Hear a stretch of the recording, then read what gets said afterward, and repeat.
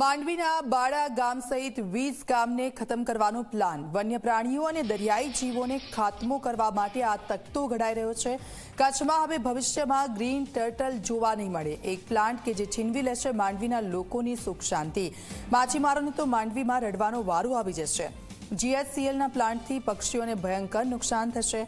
પ્રદૂષણના કારણે જીવસૃષ્ટિને પણ નાશ થશે।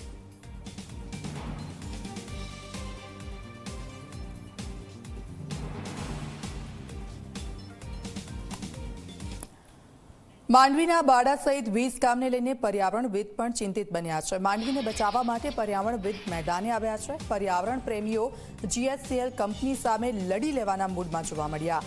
દરિયો પ્રદૂષિત થશે તો દરિયામાં જીવસૃષ્ટિનો પણ નાશ થશે। પ્લાન્ટની સ્થાપના થશે તો જંગલના પ્રાણીઓ ખતરામાં આવી જશે। બાડાના દરિયા કિનારે કાચબાના ઈંડા મૂકવાનું સ્થળ છે। માંડવીમાં લીઝાર્ડ, જરખ, શાહુડી જેવા પ્રાણીઓ વસવાટ કરે છે। માંડવીમાં સસલા, શિયાળ, રૂસડા જેવા પ્રાણીઓનો પણ વાસ છે। માંડવીમાં ચિકારા જેવા પ્રાણીઓ પણ વસવાટ કરે છે। તો જીએચસીએલના પ્લાન્ટને કારણે પ્રાણીઓને તેની મોટી અસરો થશે।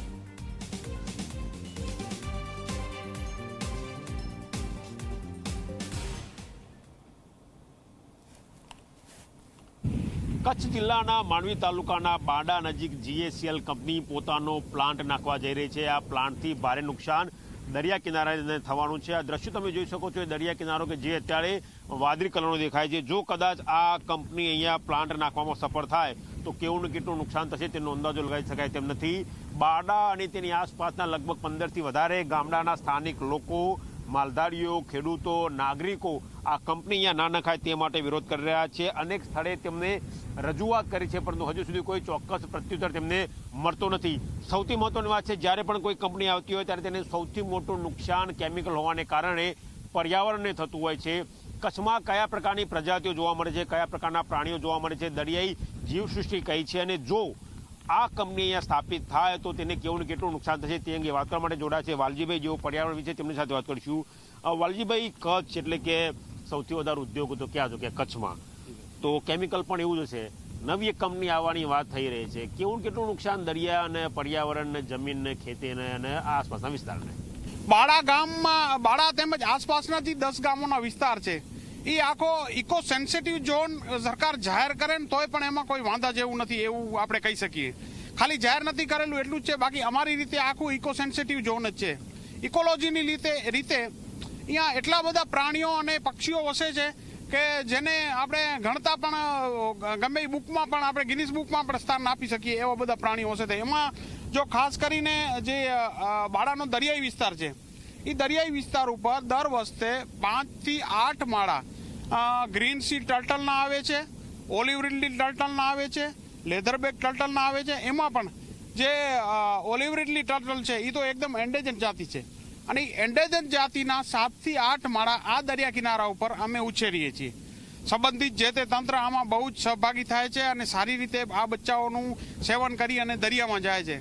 હવે આ કાચબાઓ આ જ દરિયા ઉપર આવે છે એનું મુખ્ય કારણ છે કે કચ્છમાં જે ઉદ્યોગો આવ્યા અને વિકાસ થયો એના પછી મુન્દ્રા સુધીનો જે વિકાસ થયો એમાં દરિયા બધા એટલા બધા પ્રદૂષિત થઈ ગયા છે કે હવે 75% જે પ્રાણીઓને જે ઉભયજીવી જે છે દરિયામાં જેટલા પણ સરીસૃપો એ બધા બાડા, બાંભડાઈ, છચ્છીના જે દરિયા કિનારો છે એ આટલું બધું તમે જોઈ શકો છો શુદ્ધ છે।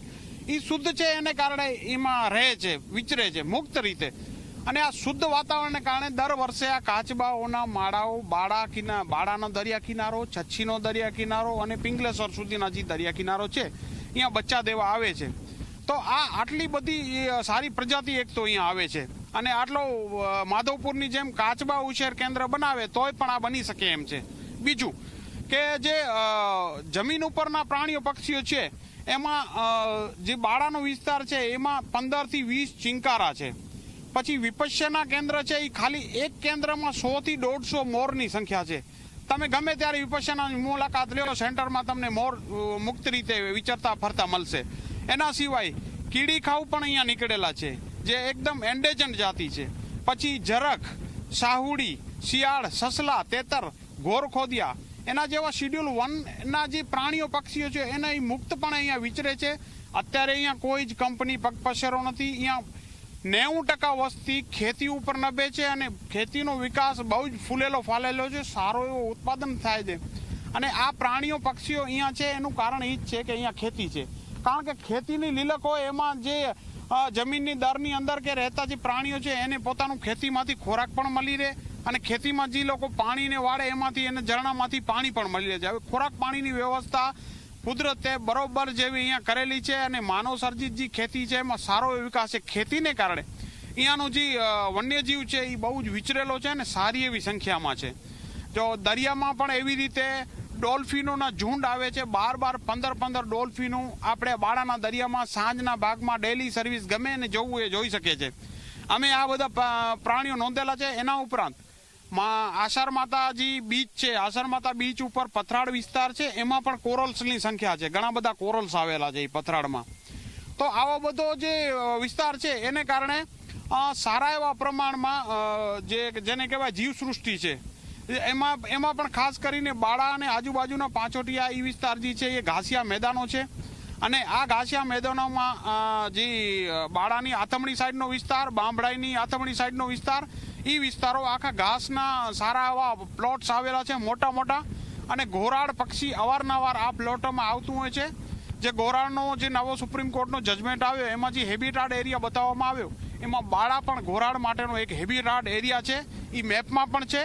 અને ઘોરાડ પક્ષીનો જે સ્થળ જે છે એ બાળાના આથમણી કિનારેના જે ઘાસિયા મેદાનો છે અહીંયા આ પક્ષી આવ્યા રાખે છે. એટલે એ પણ એક દુનિયાનું એન્ડેજન પક્ષી છે જે હવે માત્ર અભયારણ્યમાં 3 જ માદા રહી છે.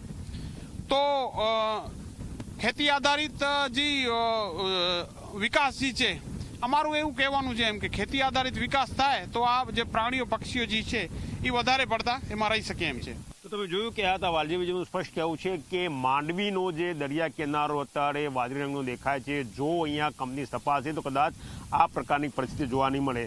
કચ્છમાં જ્યારે ઉદ્યોગોનો વિકાસ થયો ત્યારે પ્રકૃતિનો વિનાશ થયો છે. એક સમય હતો કે પહેલાં ચેરીના વૃક્ષો જોવા મળતા હતા, ત્યારબાદ દરિયો આવતો હતો, એ ખાડીઓ પૂરાઈ ગઈ છે. દરિયો લગભગ સંપૂર્ણ પ્રદૂષિત થઈ ગયો છે. સામાન્ય કહી શકાય તેવી પ્રજાતિ દરિયામાં જોવા મળતી નથી. જે ભૂતકાળના અનુભવો છે તેને આધારે જ આ સ્થાનિક લોકો, પર્યાવરણવિદો આગળ આવ્યા છે કે અહીંયા GSCL કંપની સ્થપાવવી જોઈએ નહીં. એટલા માટે ના સ્થપાવવું જોઈએ કે અહીંયા ડોલ્ફિન છે, અહીંયા માછલીની પ્રજાતિઓ છે, માછીમારો માછલીઓ પર જીવન નિર્વાહ કરી રહ્યા છે, ખેડૂતો છે જે ખેતી ઉપર જીવન નિર્વાહ કરી રહ્યા છે. મહત્વની વાત તમને કરી, લિઝાર્ડ અહીંયા જોવા મળે છે, શાહુડી અહીંયા જોવા મળે છે, અહીંયા સસલા જોવા મળે છે, અહીંયા ઝરખ જોવા મળે છે. જો કંપની અહીંયા સ્થાપિત થશે તો તેના કારણે ઉદ્ભવિત થનારા પ્રદૂષણને કારણે દરિયો પ્રદૂષિત થશે. ઉપરાંત વાહનોની અવરજવરને કારણે જે પ્રાણીઓ કુદરતી રીતે જીવી રહ્યા છે તે પણ ડિસ્ટર્બ થશે અને સંપૂર્ણ જે પર્યાવરણનું ચક્ર છે તે ખોરવવાની પૂરેપૂરી શક્યતાઓ GSCL કંપનીના કારણે જોવાઈ રહી છે. કેમેરા પર્સન મુકેશ ચૌહાણ સાથે ગૌરવ પટેલ, ઝી મીડિયા.